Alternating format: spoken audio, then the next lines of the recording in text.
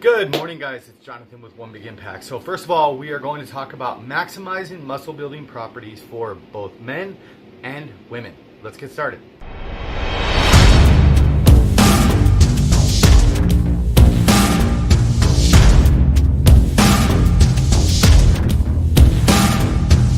Okay, so first of all, a lot of the times when you are getting on your journey, and it is, by the way, day 24 of the One Big Impact 30-day challenge. Congratulations, we are almost done. So keep up the good work. But going forward, this is going to be some useful information. So you have two main things: testosterone for women, testosterone for men, growth hormone for women. Now, those two things are completely different. Growth hormone is very high in women and lower in men, and testosterone is very high in men and lower in women. Now, that being said, before you start going out and take testosterone boosters or growth hormone replacement, blah, blah, blah, blah, blah, blah, blah, all these things, if you're curious about your own levels, which you should be, if you feel any type of fatigue or anything that you feel is a little bit off, go to your doctor, get some blood work, just so that you know, hey, are my levels okay? Because you might be completely fine. I'll be honest, a few years back, I actually went and got a testosterone test because I thought I was messed up. It actually ended up being perfectly fine. I got that out of my head, and believe it or not, it was like the placebo effect. I felt new and rejuvenated. So we're going to start with men. First of all, to be able to maximize your testosterone with men, as far as having the ability to build more muscle and be leaner, I have 9 things that I'm going to go through as quickly as possible. So first of all, proper protein intake, and that's pretty much a good general rule of thumb when you are trying to build muscle in general. But that just can actually boost testosterone ability. Building testosterone, it can boost your natural testosterone. Oh my gosh, I'm so tongue-tied and I got a headache. Good morning. Lifting weights. I know, shocker, right? Lifting weights, but not necessarily just lifting weights, intense strength training. If you're going in the gym and you're just sitting there kind of lollygagging and not really pushing yourself, you're not going to boost your natural testosterone. So please don't think that. There's no point in you going in the gym and half-assing your workout, but then taking a testosterone booster afterwards. You're literally doing nothing. So please keep that in mind. Minimize stress. Okay, so as you have a stress hormone called cortisol, as cortisol goes up, testosterone goes down. It's like the seesaw effect, okay? So if you are releasing your stress, you are raising your testosterone. And I know that sounds easy, but it actually is if you implement certain things in your life. Find out your triggers, find out what pisses you off, find out what stresses you out, and try to eliminate those each and every single day. Next thing is increase consumption of cruciferous vegetables like broccoli, cauliflower. Those are going to help you increase as well. Rest.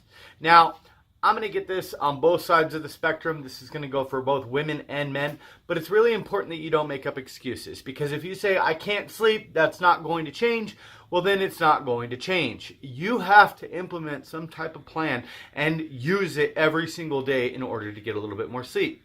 I'll be honest, I don't sleep a lot during the day or a lot during the night, but on a regular basis, when I'm really trying to focus and hone in on my goals, I try to at least lay back down, or go take a nap or rest my eyes or something. Get some type of rest, because your hormones are regulated. Everything is regulated. You're not losing weight necessarily while you're sleeping, but your body is kind of resetting itself. And it's really important to be getting the best results possible. I understand you don't sleep. Fine. Fix it. Work on it. Throw your freaking phone in the damn garbage before you go to bed. Get away from it. Calm down. If you normally go to bed at 11:30 but you don't get to sleep till 12:30, guess what? Now you're going to go to bed at 7:30 and then you'll be in bed by 9:30. Simple fix. Fat. Actually, in the 80s, if you're an 80s kid, 70s kid, or you were in the 80s or 70s or whatever, it was this big old fat's bad, fat's this, fat's that, or whatever. So you need saturated fats, and you need these things through beef, eggs, butter, other things like bacon, all those things. You're going to see all of this. Now, the reason it's important is because cholesterol found in fat is actually a building block of testosterone cells. Okay, they actually convert cholesterol to free-flowing testosterone. Now, I'm not saying go crazy and do all kinds of nuts and just go nuts, but think about it. Okay, if you ever look at somebody that is maximizing their muscle building properties, all the things I just said are things that they're going to be eating. Does that mean go get 5 pounds of bacon and you think you're going to get swole? No, stop. Don't think like that. I didn't say that. Next thing is vitamin D. Okay, vitamin D, and don't take this to the extreme. You can literally take your shirt off, walk around in the sun in a field or something for 20-30 minutes on a large part of your skin, and you're going to get enough vitamin D each day. You can also take a supplement, but I mean, it's the sun. You know, unless you live somewhere where it's like dark 24/7, you can get your vitamin D. In addition to that, if you have that problem or whatever, you could do sun-safe tanning beds. They have tanning beds that you can do for like 20-30 minutes a day too. The other one is don't overeat and don't undereat. Okay, if you're starving yourself or you're purging yourself, you're actually going to be increasing your chances of obesity on either spectrum, but also reducing your testosterone, because if we already live sedentary lives, it's a really big thing.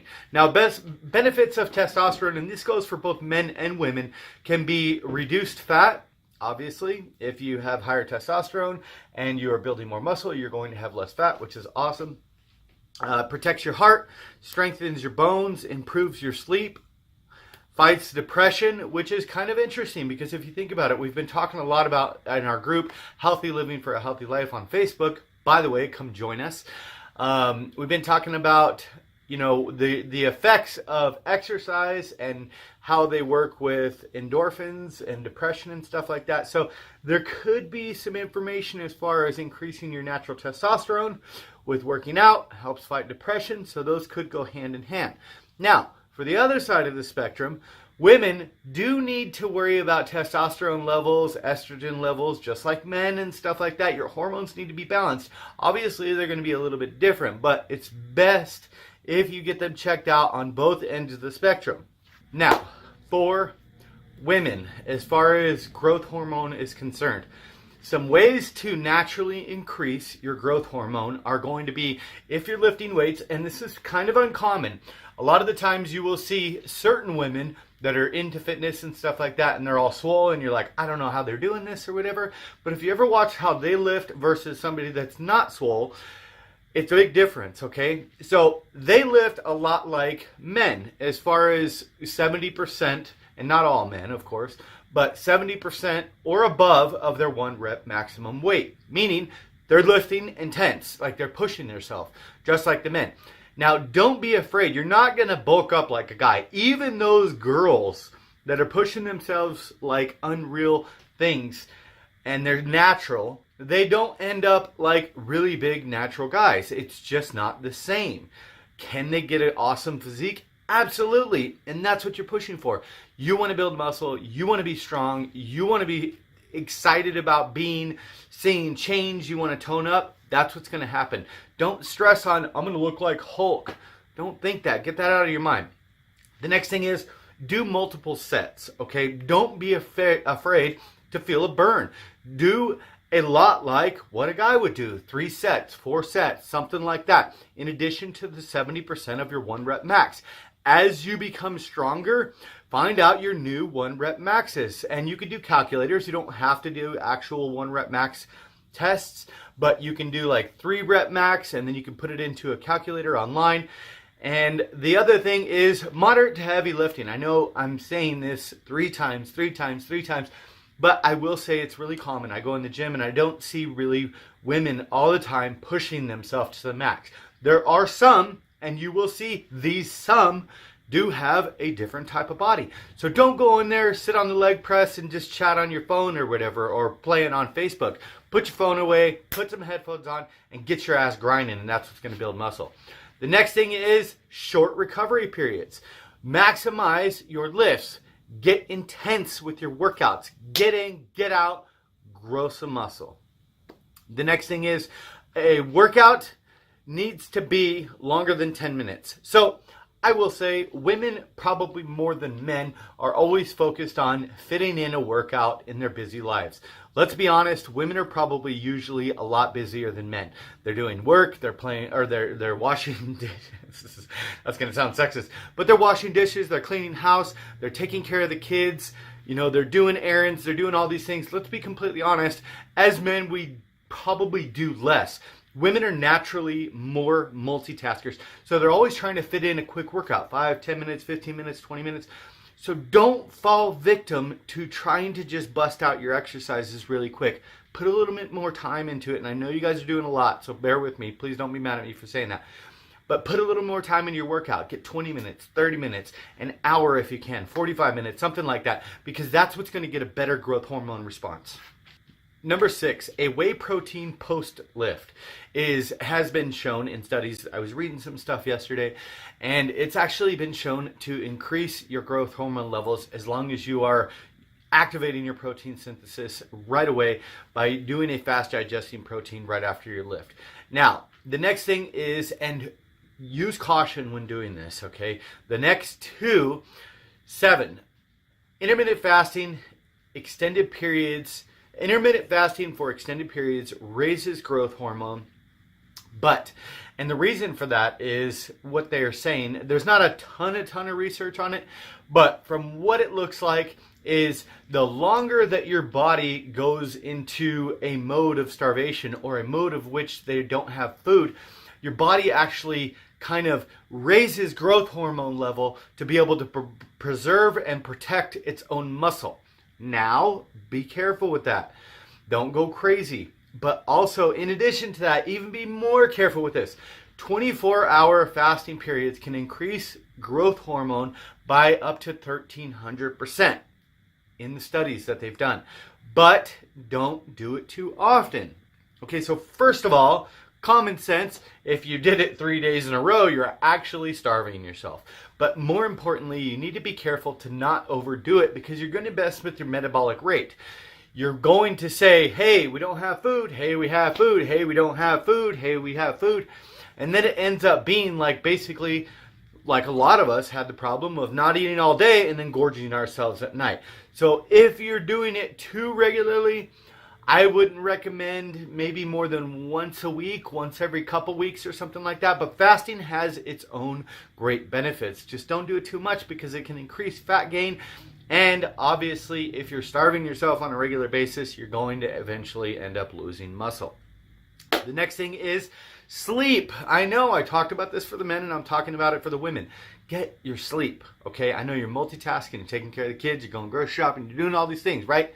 Doesn't matter. Make time for sleep, or even if you can't, for some reason, yes you can, but if you say you can't, then just some downtime to rest, to kind of let your body relax, get the stress out and everything like that. Now, number 10, and the final thing that I wanted to talk about is amino acids, but specifically 2 amino acids to be able to increase growth hormone in women. That would be arginine and ornithine. Now, these are not usually found in, like branched chain amino acids, the ones that I do, don't have these. I will put a link in the description below, but you can also find these in foods naturally. One of the highest ones for both of these, increasing growth hormone, would be watermelon. Now, if you're low carb, that's not going to work. Some other things would be like beef, oatmeal. If you're low carb, beef would be your option. If you're not, oatmeal might be okay too. But also just remember, if you're low carb, you probably can incorporate some type of oatmeal. It just needs to be a certain amount. But be very careful. If you're in induction or something like that, oatmeal is not going to be an option. But if you're finding your balance and stuff like that later on, you could probably incorporate something like that. You guys, I hope you guys liked this video. If you did, please like, share, comment, and subscribe to our channel. Have a beautiful day. Be stronger than your excuses. Don't forget to check us out on onebigimpact.com. Also on our Facebook group. It's called Healthy Living for a Healthy Life. I'll put a link in the description below. Also, by the way, like I said, I will put a link in the description below for the arginine and ornithine. It's a supplement that comes together as one. And for men, if you're looking to increase testosterone levels and lower your cortisol levels, ashwagandha is a really good one. It's a natural supplement. And I'll put that in the link in the description below. I actually take that one. No, I'm not pushing magic pills. Just saying, there are some natural things out there. You guys have a beautiful day. Thank you so much. Like I said, be stronger than excuses. Remember to spread love, not hate. Peace.